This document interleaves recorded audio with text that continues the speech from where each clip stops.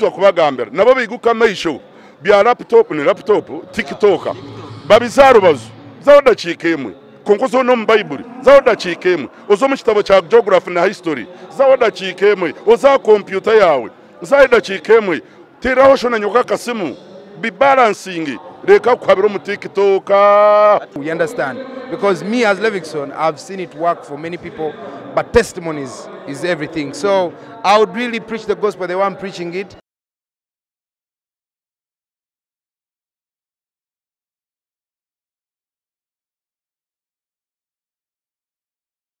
Eshahejo chatureba kandi tukiri Adesta Cathedral ni youth conference hosted by Bishop Ibrahim kandi eshaheji twene Levixon artist wamani webare orukutureba eshaheji UBC Mugikorese TV na NKORE Media TV ntubasimira kimwe eshaturya youth conference kandi rya Adesta Cathedral. It is hosted by Bishop Nasan Ibrahim wasibotase nasibayo je tinyine rwari tinne shonga jin 2023 nebishyaka byonka amisho gaitu amantuma gaitu amane gaitu gari yahamenyeto kamasimu wachireba nakireba mani gaba minji Bishop echabaho akubona into cyatutiza mamani mani garuhanga gaba gumutana gaba kwataho ekitukubuza ntiri kiti why did you choose kugira ngo tukore conference youth conference like at this time?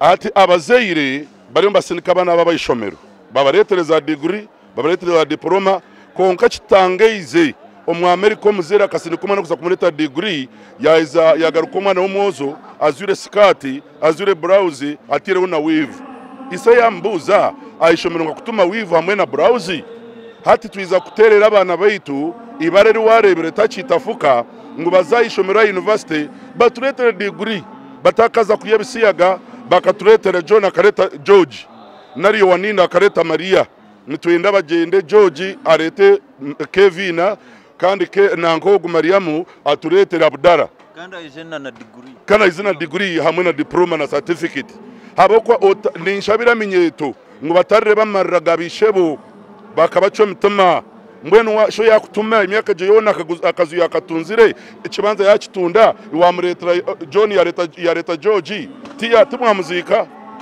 mwenye ndabana batubere cyo kureberaho babe mu gishari hangare Uganda nco twakora conference age muri yecho turumuntu turebaho baserebo apostle tureba Levixon outwina na utukuzaganira nawe kimwe bibiri abwencho shazere mu kugira ngo baretere icons ninga shaba basta abakora ngenda mbagamboreke ngo binabasigazi bemyaka yabo borengo rwabo bare kushana nabo barogambore minkoro wabo kandi hati nubeta baserebo cyumanyisa ogo bahindure serebo nimwe nabase kubahindura baserebo niyo nshonga nkuru ina generation eje ekatwarwa social media.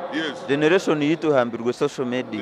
Social media in impact ninga eminyeto nkeje nkoko waje tanobasa kujeje sachi echo kujihabura kugira ngo bakoze social media positive hati eminyeto chindu kujihaburaho na munonka mbacha TikTok aba China nubagikoziri owabone batekamu emyoga abana barebe emyoga hati bakisinde ko mu America mu Africa bateraho bushema hato maresa yo nuri yabushema obushema konga kuri China bari bakora za industry so twakubagambira nabo biguka maisho bya laptop ni laptop TikTok babizarubazo zawodacikemwe konkozo no mBible zawodacikemwe ozo mu kitabo cya geography na history zawodacikemwe oza computer yawe zawodacikemwe teraho shona nyoka kasimu be balancing reka kwabiro mu TikTok. At the end of the day turaba nizo Bible verses nzibaziri yonkeze nasa kugira abenizo ya following ani cyo twagamba asome otakasho ma Bible kaba Bible balance diet soma Bible gamba ho na mugenzi wawe do chatting go outing konkugiro bwenji ngunyencha kare future yawe niyo jine no jeyitira naruno jetambira Share zo minyeto zindi kureba right now nibageza tibakwenda kwekerezamo na endabe somebody else to otariba ondizo muntu be you be original you rwanga kwanga iwi ureka kutana kwabiro mu bandi orekara resenjaga nanjye nyenda kugereza orekara ze kujora busha nawe nanjye kaze kujora busha orekara siba a street nazi be unique ekisimba kirese setabi narahembuze mbero tokusibya kawo yawe mbweni yo munyeto we nico twabirata kubagambira you obo munyeto gwekigendererwa the youth of a purpose. Conference ne kutambura bero bikwingana kandi theme yayo yenyine. Aha, theme ya conference a youth with a purpose. Kiri omuburizi shuri 11 orunyirwa mwenda mpaka orunyirwa 11 kandi kyecho chonga tubatero nakaruru baza kwata za koponi omwana umwe naza kusingira 1 million emitwaro nshanzo emitwaro 5 mitwaro 3 mitwaro 6 habwenchi. We want to encourage the education of the youth.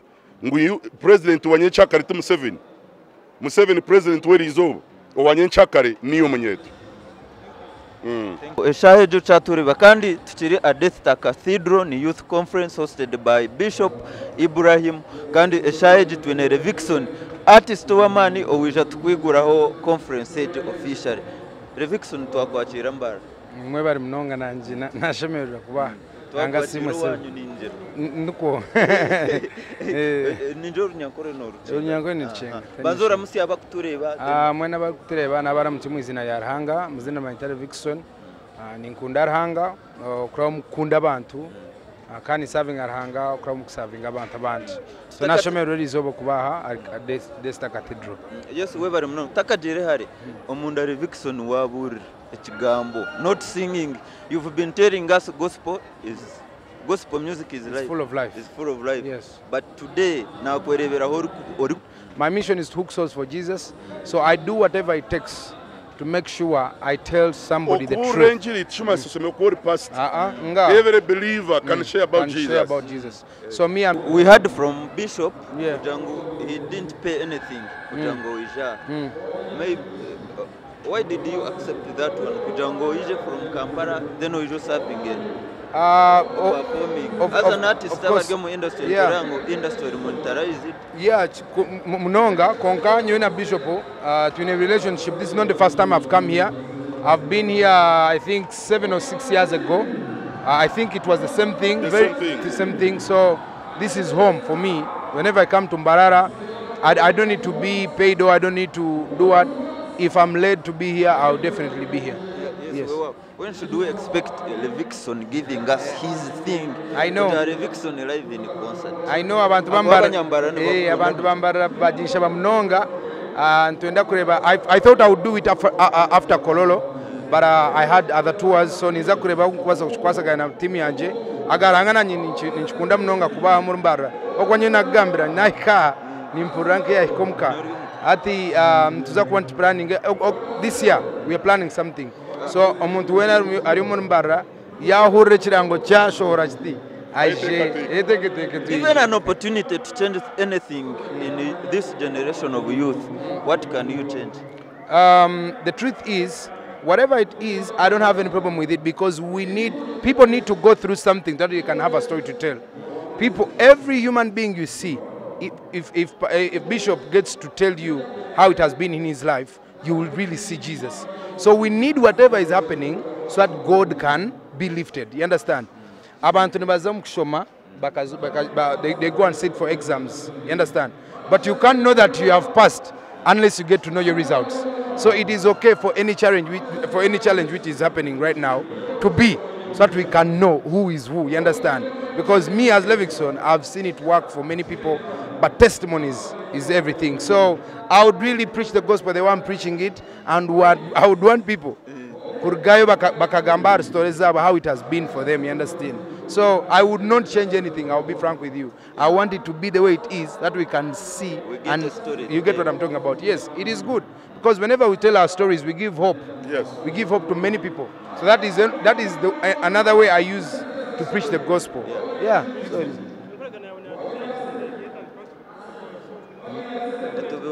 By the way, what Gamba Homunda, ni mreba stories are TVs. They are all true. Yeah. I would want the world to know what really is going to inspire them or like really be the change they want to see in their lives. Desire Zinda when I'm Chimanyan go is my friend, you understand. Kandi nagambira think like I would want really to tell people about God, the fact that we are here to preach the gospel. You understand? She's a woman of God, a blessing to this nation, a woman who is ready to preach the gospel. And I'm here to serve with everybody who is willing to serve Jesus. Chayo mwareba Reggie, twamureba. It was a surprise. Definitely. Expecting. In fact, bishop it is the first time. Reggie ni mkunda mnonga, can't best man we. Ni mkunda mnonga. He's a very humble man. Very, very humble. Kana kundarhanga. From the time I met him, my desire is to see him sing for Jesus, because God has given him a favor I've not seen in this land. You understand? So I always ask him to serve God. You understand? So it is a blessing that today has come in church. He's on the way coming to the church.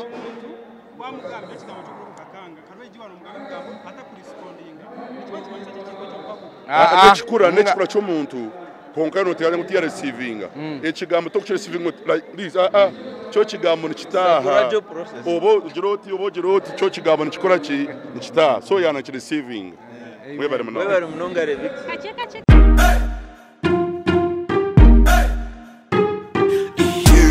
Saya ejini program etiwa wanochimanya NKORE Media TV na DM Swaga promoter the #1. Big ups.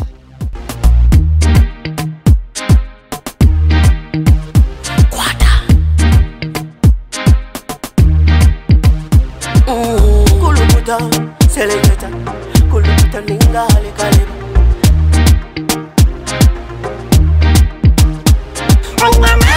Nina mani, no za kuchiriza ngo nina mani. Nina mani, no za kukakasa ngo nina mani.